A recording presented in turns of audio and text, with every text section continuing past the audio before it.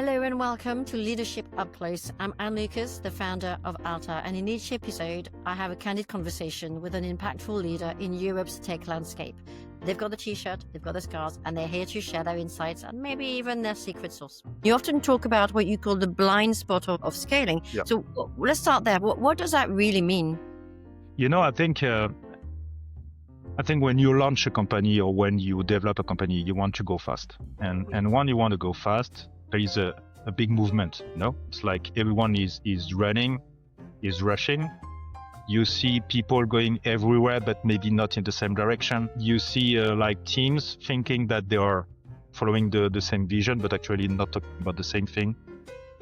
And I think the big alert is when your customers start to be unsatisfied, not only because of the product, but because your reaction time is slower. So it brought everything in one roadmap with 4 pillars: one business, one tech, one new features, and one tech debt. Based on the team I had at that time, above 200 people, I had in the roadmap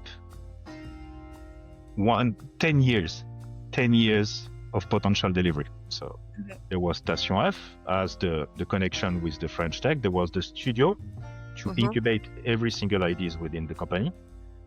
And there was a new, let's say, initiative about design and data. If we come to Station F, started strong but small, with one batch, 8 startup in retail, in HR and finance. Okay. And then it grew. The second batch was twice the size, and the third one was again twice the size, and it became the biggest program at Station F.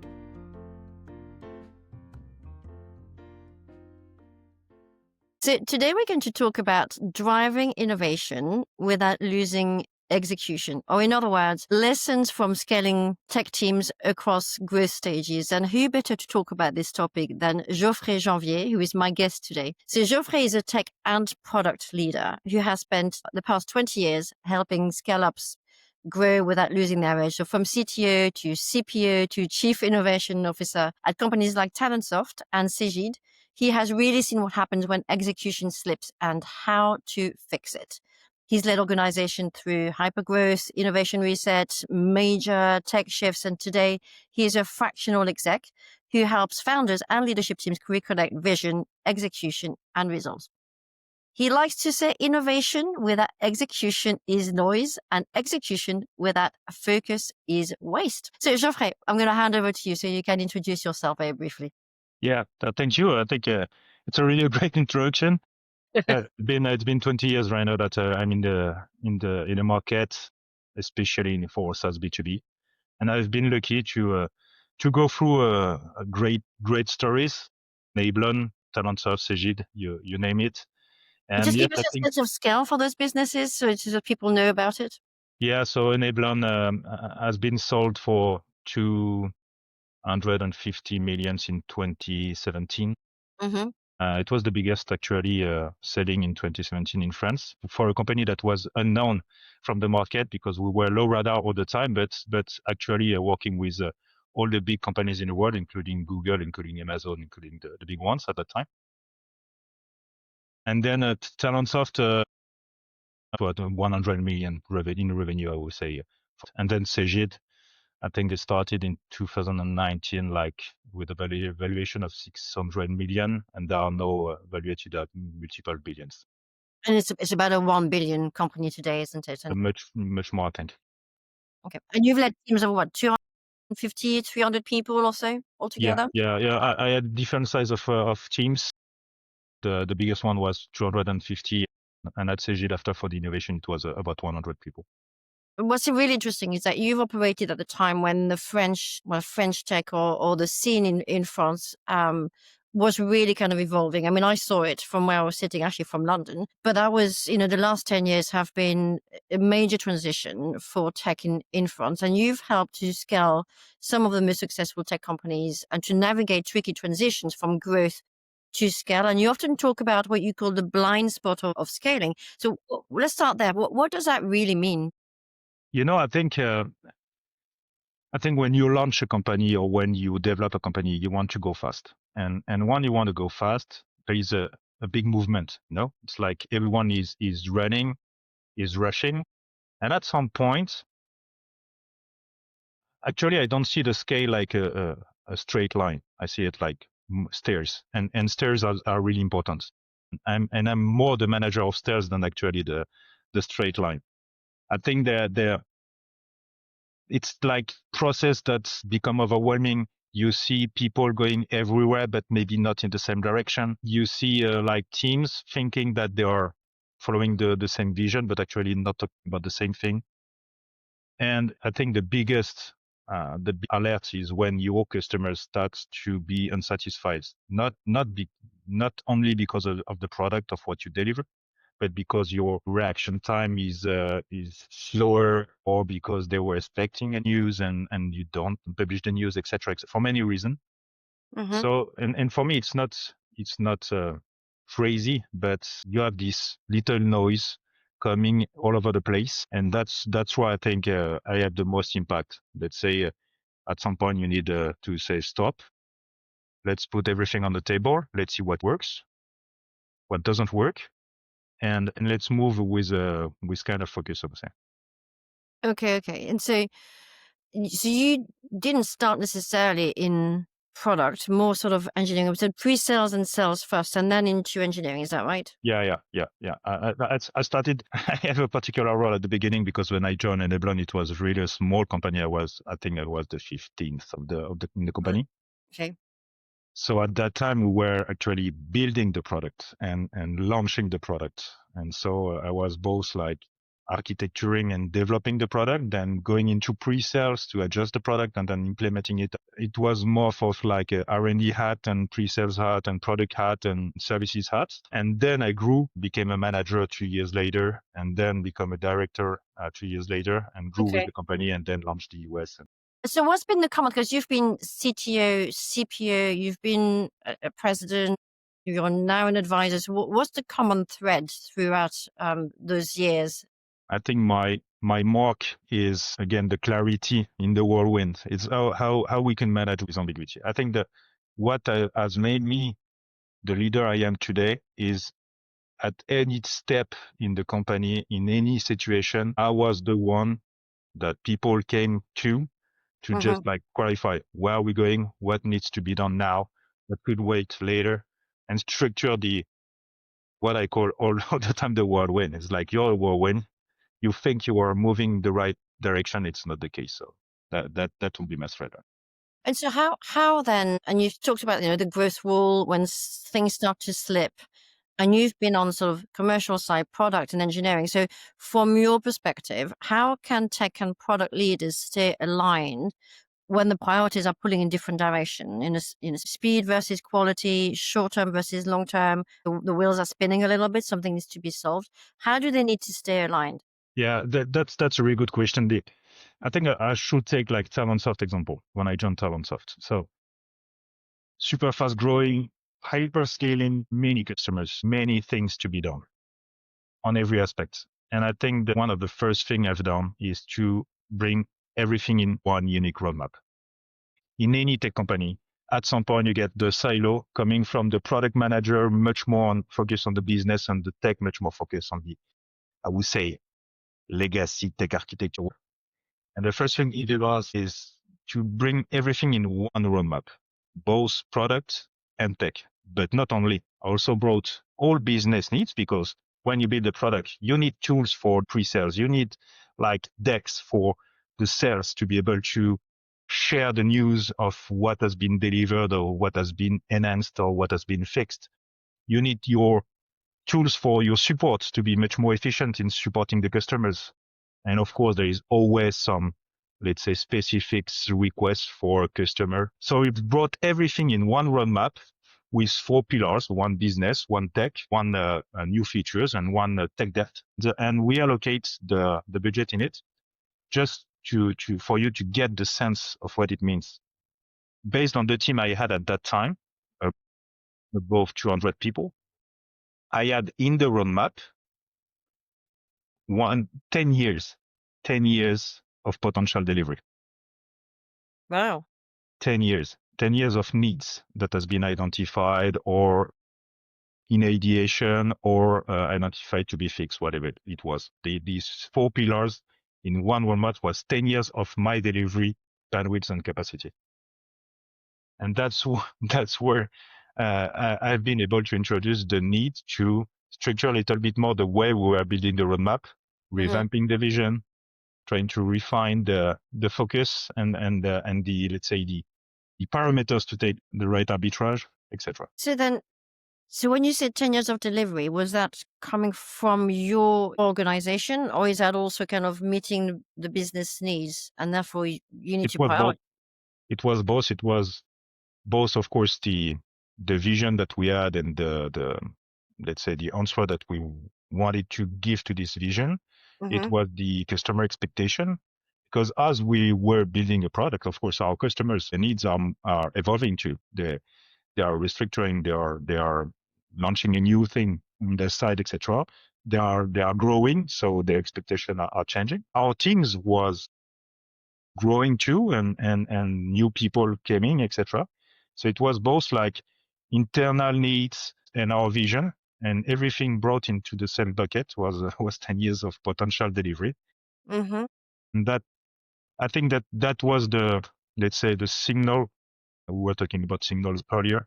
That was a signal in the mind of the CEO and other folks around the table to say, okay, no, we will not be able to deliver everything. So what should we pick? And that's where the real conversation started. And how different is that and I know we'll talk about Cegid and Station F in just a minute, but just for a second, because Talentsoft and Cegid are two very different different organizations in terms of one was founder led, the other one was much bigger, it's older, perhaps more legacy tech, and you can tell me about that. But how different is it to operate in an organization that is founder led, still scaling, still evolving from early product market fit to meeting customer needs, to your point, to then something like Cegid, where it's a whole different organization and culture? I think in the end is kind of the same way. The hurdles are not the same, but the way to approach it is kind of the same. Meaning that whether you are in the end, it's people. Okay? It's people that are acting every day to develop, to design, to sell, to whatever. The hurdles are not the same because the legacy is not the same, the customer is not the same, and of course the culture and the company is not the same. But as far as you can, okay, bring everyone on the same picture, meaning the same bucket of roadmap or the same bucket of project that needs to be done, or the set of initiative, what it is, this bucket of things to be done. As far as we all have the same thing in mind, that everyone understand that we will need to take decision to make it happen. And when you start to get successes, meaning that by doing less, you get results and you get things done, door closed, everyone starts to buy this. At Talentsoft, it was easy because there was a lot to be done. And actually, I have been highly welcomed by the founders that gave me the key, and I was able to do whatever I've done. So that was pretty cool. And they were listening. In Cegid, it was another story in the sense of it was a well-set company, multiple business unit, etc. And of course, it was the last boat company launching the innovation within Cegid. I think at the beginning, they saw us as like the ivory tower launching the innovation. They don't really understand what it was. But by flipping a little bit the perception and saying, okay, it's not about just teaching you how to do innovation. It's about helping you to solve problems, free time in your roadmap, free time in your bandwidth. I get the buying, I think. I get the buying. I mean, I think that's fascinating what you did, sort of to build, and I'd love to hear more about that. Sort of the Station F initiative to drive innovation in a way from the ground up, as you said. Instead of doing from ivory tower from the top down, you're sort of giving them the freedom to iterate, to innovate from the ground up by being a Station F. Tell us about that. I think that's fascinating.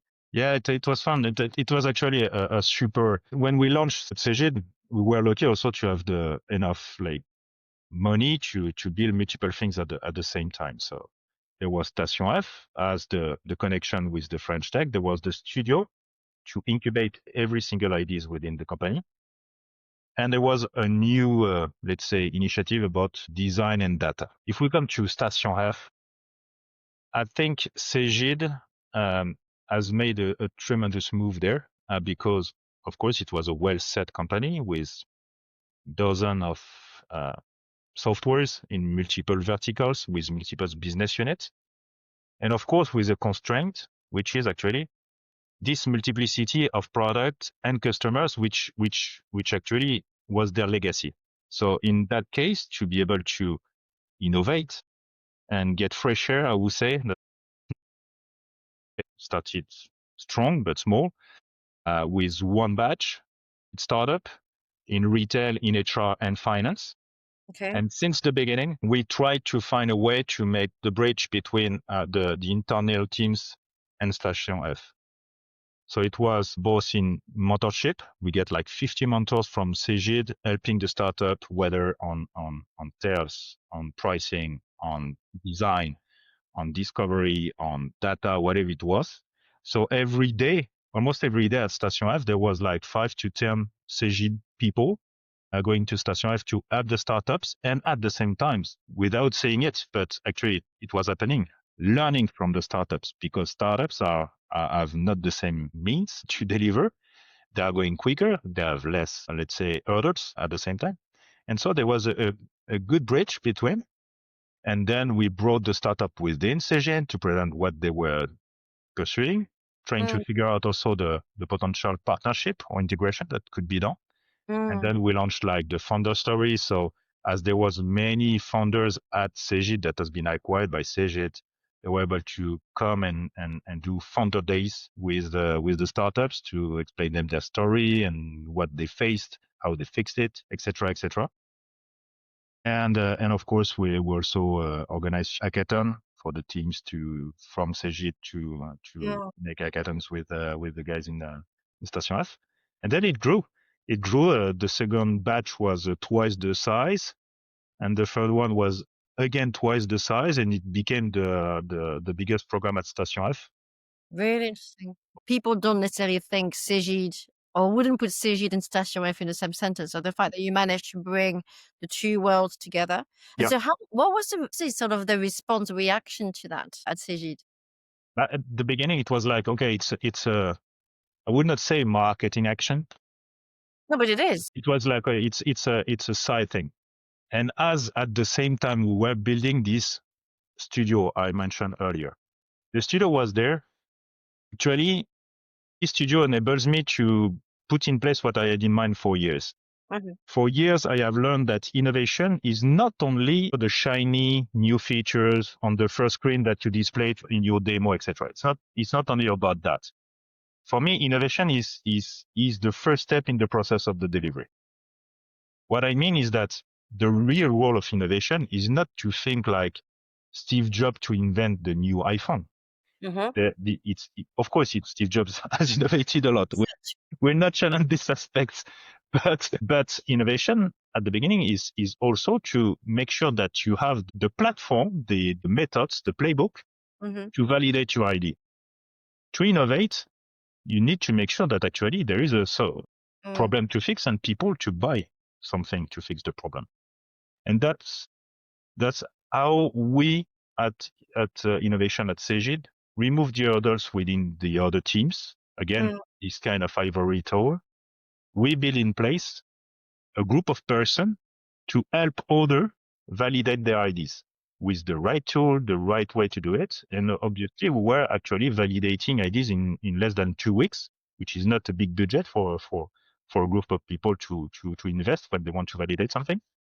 And in the end, 24 ideas, each idea is with a potential of, I don't know, 2, 3, 5,000 days of investment, which is few millions. And we pick only one in the end, and in the end, on the 24th, that we validated over the year.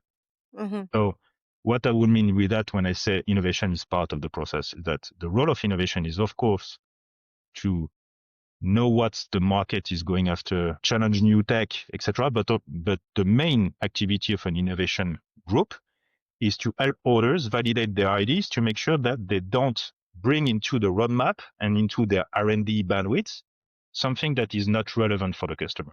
Rather than like, of course, the idea that we picked is successful, but the 23 that we put on the side, they will not have been successful, so they will not have generated revenue, but they will have spent millions of euros. So it's also how you could help like to reduce the scope of things to be done, save money, to invest the money at the right place. So it's kind of an endless. No, and I like the idea that, it's not about, or innovation is not just about shiny new features, but it's also about solving old problems in smarter ways. Do you have an example of that when you think, okay, that we innovated and that really solved something that hadn't been solved before, but needed to be solved? Yeah. My favorite example is it was a one actually at Enablon. At Enablon, there was one tool that was about inspection. It was how we inspect things, pipe, whatever it is on the field. It's about like managing the safety and the safety requirements on the fields in the big industries. Our customers at that time, I will mention one, ExxonMobil, for example, Okay. or Lendlease in Australia. And Lendlease is a kind of FH in Australia in the real estate. They had a lot of, let's say, workers working in Africa. At that time, Africa was not in 3G or 4G or 5G. But they had to, one, be able to make some inspections and also to be able to be alerted in case of something like nuclear alert or fire or whatever it is. So we had two options at that time. Whether our customer was equipping their workers with a smartphone, but disconnected one. So they had to wait to be connected again to upload the inspection and obviously it was not working in case of alert. If they are disconnected, they don't get the alert. And the team at that time said, okay, is there any technology existing where we could like reproduce this kind of sequence of events and features that we have in the mobile app, but through something else? And they came with the SMS. Because in the end, inspection is always the same thing. It's like, what's the machine number? Could you check this? Down. Could you check this? Down. Could you check this? Down. And so they rebuilt in a weekend the same features, the same experience, but through SMS, text message. And for me, this is super innovation. Overlooked technology that we are still using today. And rather than thinking how I could have the best interface possible, I could make super simple. Now it was a set of questions like a chatbot that we have today, but through text. Okay. And it's hard to not to talk about AI when we talk about innovation. I mean, we can't avoid it. There's a lot of hype, but there's also a lot of transformation that's been happening over the last 2.5 years. How do you see now AI reshaping leadership priorities in tech organizations? To you, what's the smart way of putting AI into application in a way that makes sense for businesses, to tech businesses today? That's a really good question and a really broad question and really tough one, honestly, to be answered. You can take it in whatever direction you want. Yeah, but no. I think the first thing is that AI has changed, even without talking about innovation. The good opportunity with AI is that it will first help to solve something that was a big problems for SaaS, especially SaaS company answering B2B needs. Is that it breaks the silos between the software and place.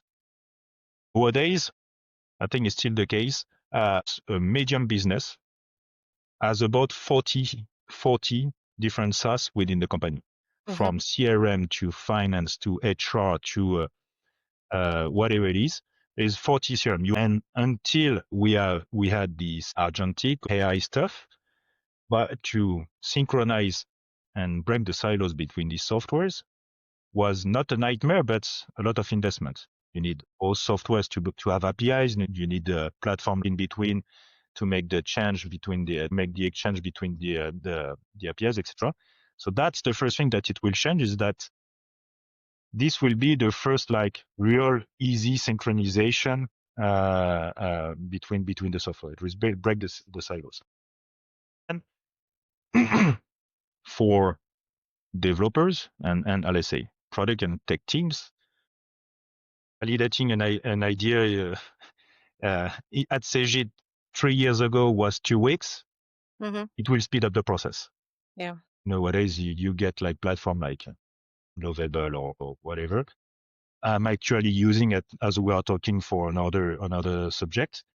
You can like mock up what you have in mind in a minute, show it to your customers, show it to your stakeholders. It will speed up also this experimentation. Mm-hmm.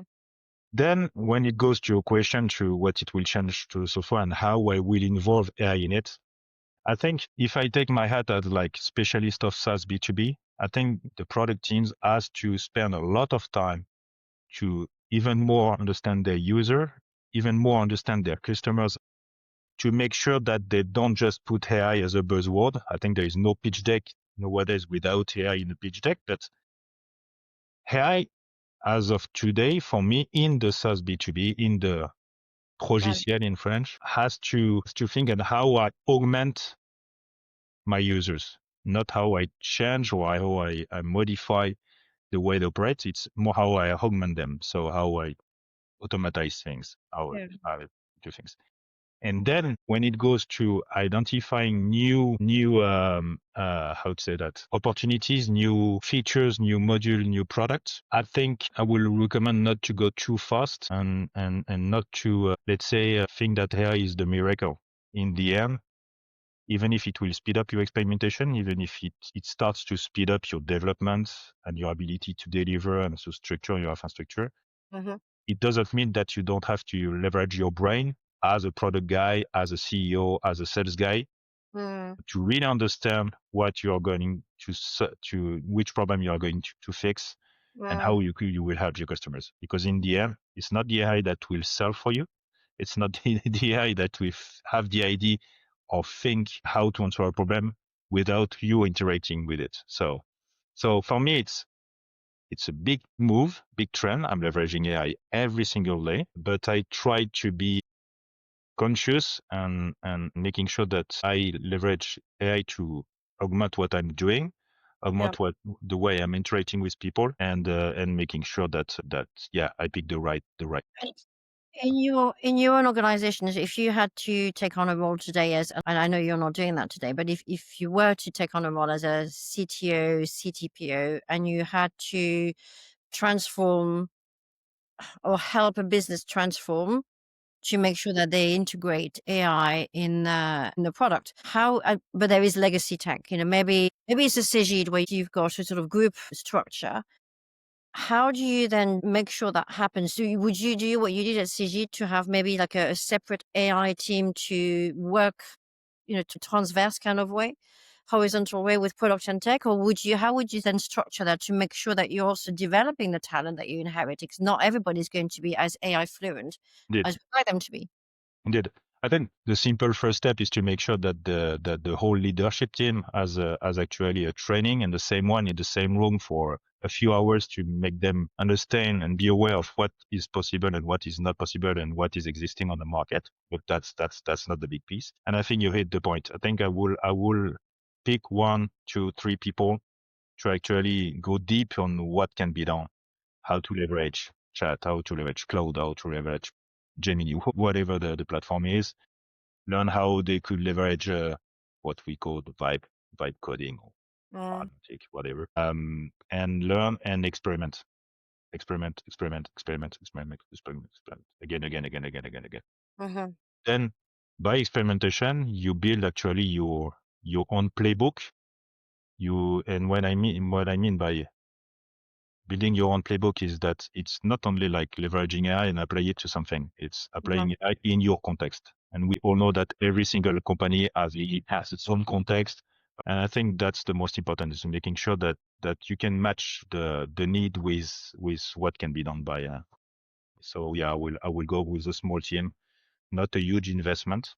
Maybe pick already in place teams outside to actually design this playbook and spread the words and spread the knowledge over And to kind of spark ideas across the organization. What roles? I mean, I always think, just when it comes to tech transformation, whether it was the cloud transformation or now sort of AI, and I always think it's as much a business and culture, sort of people transformation as it is technology. So it goes without saying that the leadership team needs to be on board with that and working hand in hand with the technology function at large, tech and product.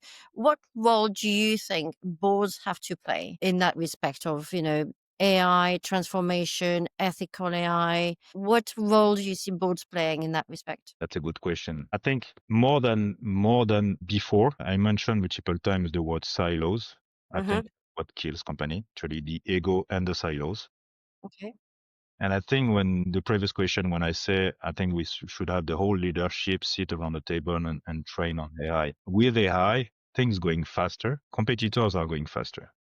And I think more than ever, CEO, CPO, CTO, AI transformation lead, whatever the title that the person has, they all have to be really think, but not think just because they are in the same exec committee once a week. Every single day think to make sure that they are moving on the right pace on every aspect of the company.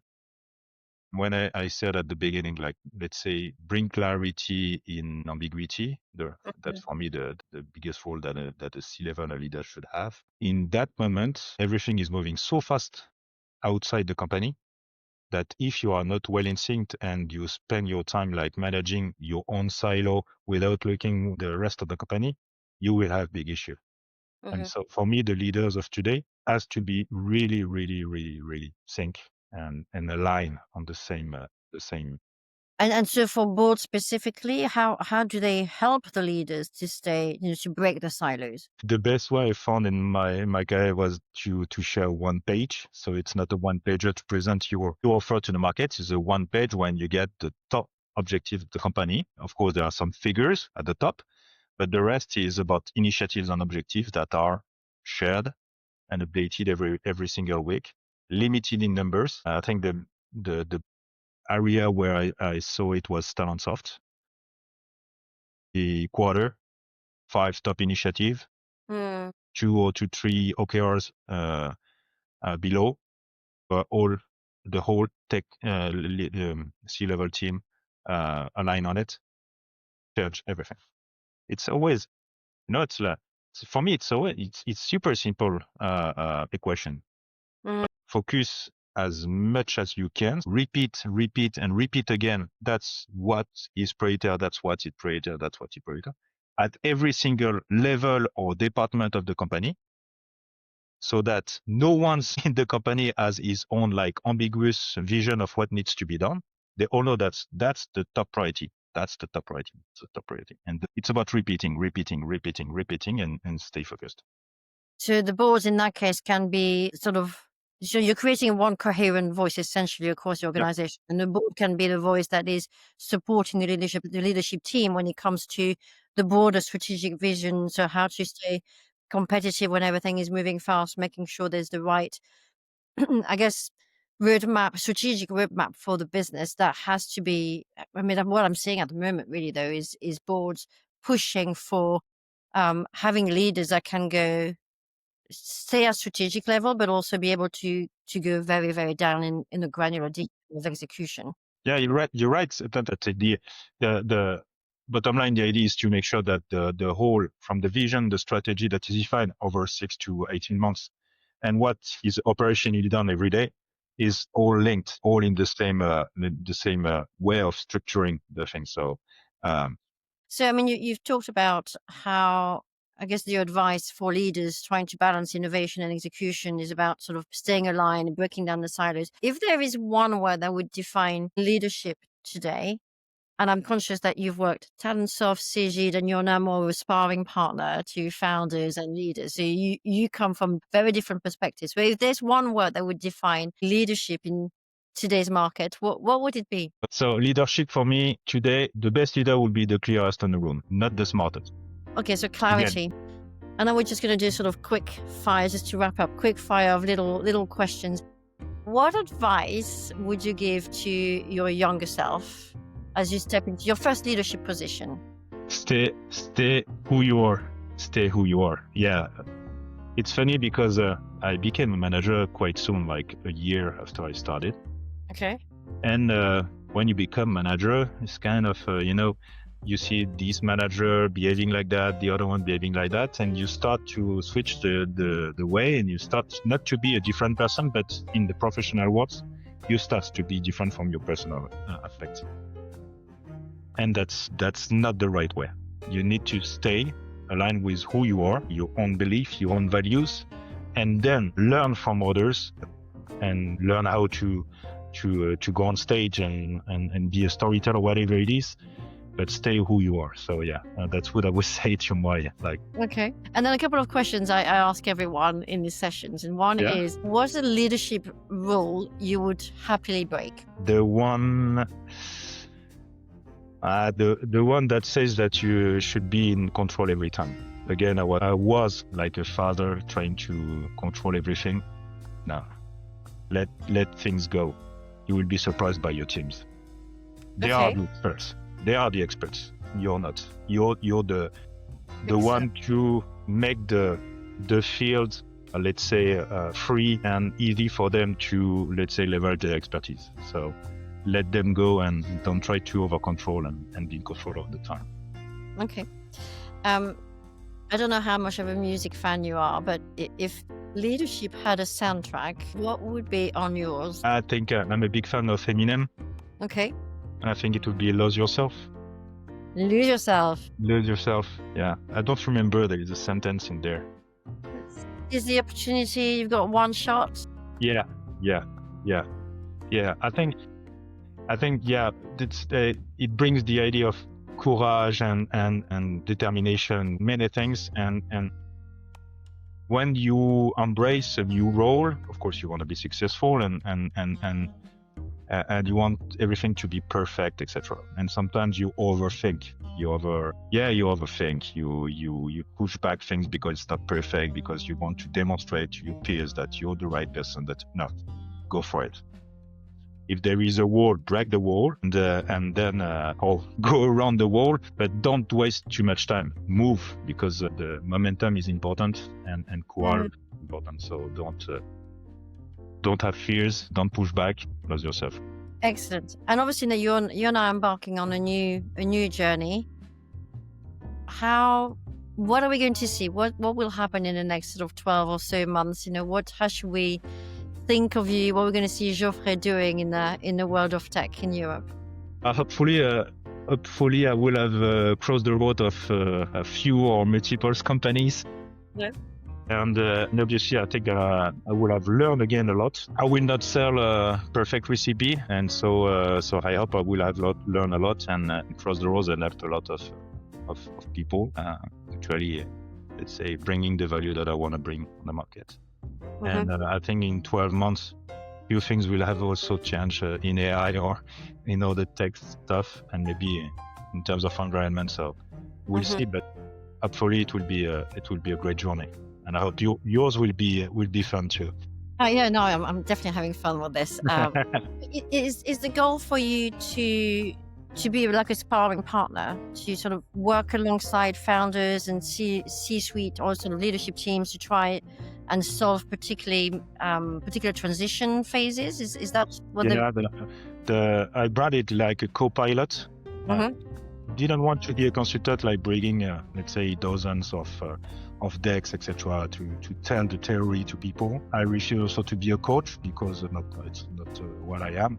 So I branded it as a co-pilot, and a co-pilot for me is like assisting the driver, assisting the pilot. Okay. The pilot has the vision, the pilot has the direction, the pilot has ambition, and I'm here to help him making sure that this vision, this direction is sustainable, and that when he faces some walls, I can help him break the walls and also fluidify story. So again, the idea is not to bring the perfect recipe. Every is different. Every company has its own cultures, people, and I want to help them and make sure that when the mission is done, they are not dependent on me. So that's the idea.